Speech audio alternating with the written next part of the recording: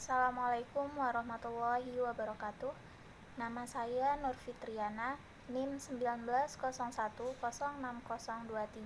dari kelas 4A. Di sini saya akan membacakan materi tema 9, Kayanya Negeriku, subtema 2, Pemanfaatan Kekayaan Alam di Indonesia. Di kehidupan kita sebagai manusia, baik individu maupun kelompok, kita pasti sangat membutuhkan sumber daya alam. Oleh karena itu, penting bagi kita untuk mengelola sumber daya alam secara efisien. Contoh pemanfaatan sumber daya energi dan perubahan energi adalah gas menjadi panas. Bagi manusia adalah penggunaan gas LPG. Gas LPG diperoleh dari pengolahan dan penyaluran gas alam. Gas tersebut berubah menjadi energi panas sehingga dapat dimanfaatkan oleh manusia untuk memasak. Seperti yang telah kita ketahui, energi merupakan kemampuan suatu benda untuk melakukan usaha atau kerja. Energi pun dapat berubah bentuk menjadi energi lainnya. Bangsa Indonesia adalah bangsa yang dikaruniai sumber daya alam yang sangat banyak dan beragam. Sumber daya alam di Indonesia tersebar dari Sabang sampai Merauke. Setiap daerah memiliki kekhasan sumber daya alamnya masing-masing. Sumber daya alam dapat dibedakan menjadi dua. Yang pertama, sumber daya alam yang dapat diperbaharui, dan yang kedua, sumber daya alam yang tidak dapat diperbaharui. Yang pertama, sumber daya alam yang dapat diperbarui merupakan sumber daya alam yang dapat dihasilkan kembali meskipun kita telah menggunakannya. Sumber daya alam ini tidak akan habis jika kita dapat mengelolanya dengan baik. Hasil pertanian, perkebunan, peternakan, dan perikanan merupakan contoh sumber daya alam yang dapat diperbarui. Yang kedua, sumber daya alam yang tidak dapat diperbarui merupakan sumber daya alam yang tidak dapat dihasilkan lagi setelah kita menggunakannya. Sumber daya ini memiliki jumlah terbatas, contohnya seperti minyak bumi, batu bara, gas, dan barang-barang tambang lainnya, contoh sumber daya alam yang tidak dapat diperbarui. Negara Indonesia dikenal sebagai penghasil barang-barang tambang, minyak bumi, gas alam, tembaga, dan emas merupakan sebagian dari hasil kekayaan alam kita. Setelah diolah, barang-barang tambang tersebut dimanfaatkan untuk membiayai pembangunan. Namun demikian, hasil tambang tidaklah merata persebarannya, baik jumlah maupun jenisnya. Sumber daya alam dapat dijadikan sebagai modal pembangunan.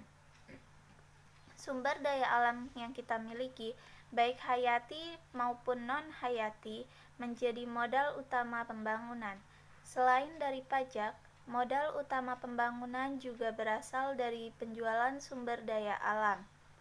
Misalnya, bahan-bahan tambang dan hasil pertanian yang dijual atau diekspor ke negara lain.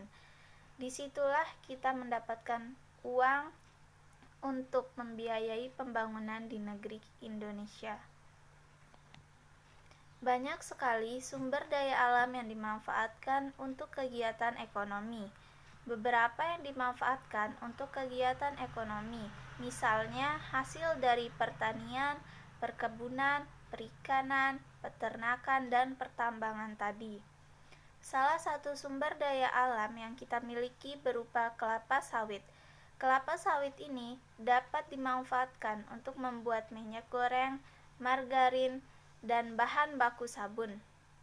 Pemanfaatan kelapa sawit menjadi beberapa produk tersebut merupakan usaha pemanfaatan sumber daya alam untuk kegiatan ekonomi di negeri kita.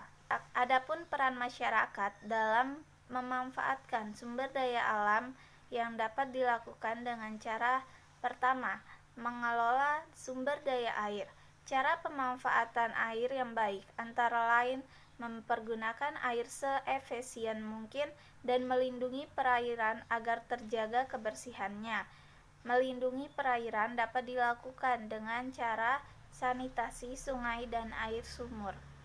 Yang kedua, mengelola sumber daya perikanan secara efisien bisa dilakukan dengan membatasi jumlah hasil tangkapan, membudidayakan ikan laut, dan melarang penggunaan pukat harimau dalam menangkap ikan, sehingga ikan-ikan yang kecil bisa terus tumbuh dan berkembang biak. Salah satu cara efisien dalam memanfaatkan sumber daya tambang adalah dengan beralih menggunakan bahan pengganti, seperti misalnya listrik yang berada di rumah kita, panas matahari, dan gas. Di sini ada pun 5 kekayaan alam di Indonesia. Yang pertama, hutan. Indonesia memiliki hutan yang luasnya menempati urutan ketiga di dunia. Kalau digabungkan, seluruh hutan di Indonesia luasnya mencapai 99 juta hektar. Yang kedua, yaitu lautan. Indonesia dikenal sebagai negara maritim. Hal ini karena sebagian besar wilayah Indonesia dikelilingi oleh lautan. Selain luas, lautan di Indonesia juga memiliki sumber daya alam bawah laut yang beragam, seperti contohnya terumbu karang yang banyak dan yang beragam, dan ikan-ikan yang beragam. Yang ketiga, ada minyak bumi. Minyak bumi adalah cairan kental yang biasa digunakan sebagai bahan bakar. Indonesia juga kaya akan minyak bumi, tapi sayangnya karena dibutuhkan terus-menerus oleh warga Indonesia, minyak bumi di Indonesia terus menipis dan membutuhkan tambahan minyak bumi dari luar negeri. Misalnya nih, contohnya minyak bumi sebagai bahan bakar itu seperti bensin yang ada di kendaraan kita. Yang keempat, ada gas alam. Cadangan gas bumi di Indonesia masih cukup banyak. Totalnya adalah 1,5% dari jumlah cadangan gas bumi di dunia. Karena itu, Indonesia menjadi salah satu negara yang mengekspor gas alam terbesar di dunia. Yang kelima yaitu batu bara. Batu bara yang digunakan sebagai bahan bakar untuk pembangkit listrik. Batu bara merupakan bahan bakar fosil yang terbentuk dari tumbuhan yang mati tertimbun tanah selama jutaan tahun. Sekian penyampaian materi saya ini, kurang lebihnya saya mohon maaf. Wassalamualaikum warahmatullahi wabarakatuh.